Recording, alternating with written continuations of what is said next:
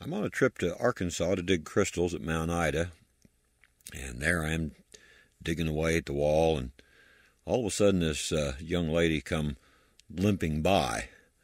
Well, that's kind of like saying sick 'em to a bulldog to a healer, so I get up and I say, "Oh, what's wrong with your leg?"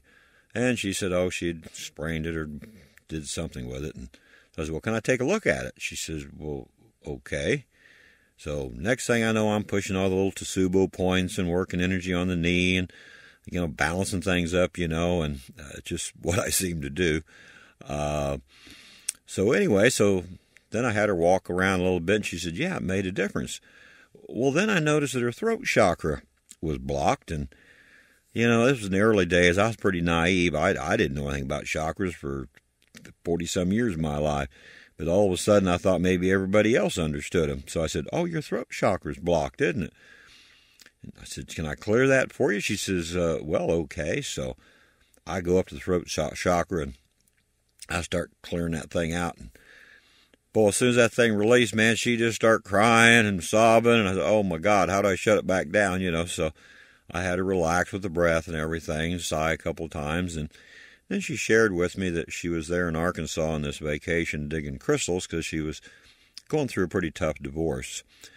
So I said, okay, well, where are you camped? I'll come by and visit with you this evening. And she told me where she was camped. So that evening I drove over there and sat down, and she's sitting in one lawn chair and I'm sitting in a lawn chair. And the fire was almost between us, but, a little bit to my left. And so I start talking to her and looking at her energy as I'm talking, and the smoke kept blowing in my face. So I just asked the smoke if it would go around me. So it did. It started going around me. So I'm busy talking and kind of guiding her, with kind of some verbal type counseling and also utilizing energy. About 10 minutes go by, and she says, Jim? I said, yeah. She said, the smoke seems to be going around you. And I said, well, yeah, I know. I asked it to. And man, her eyes got big, and she says, oh my God, who are you?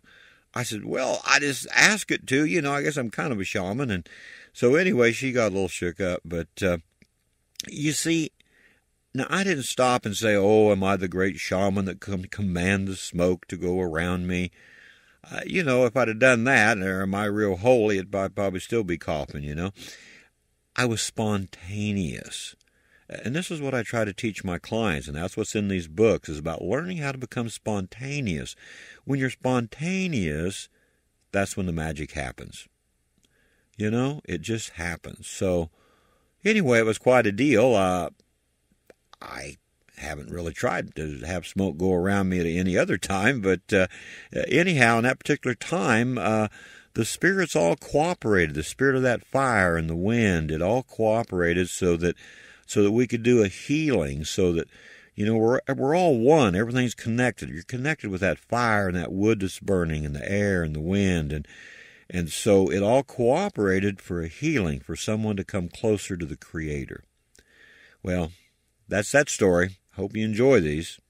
Thank you, and namaste.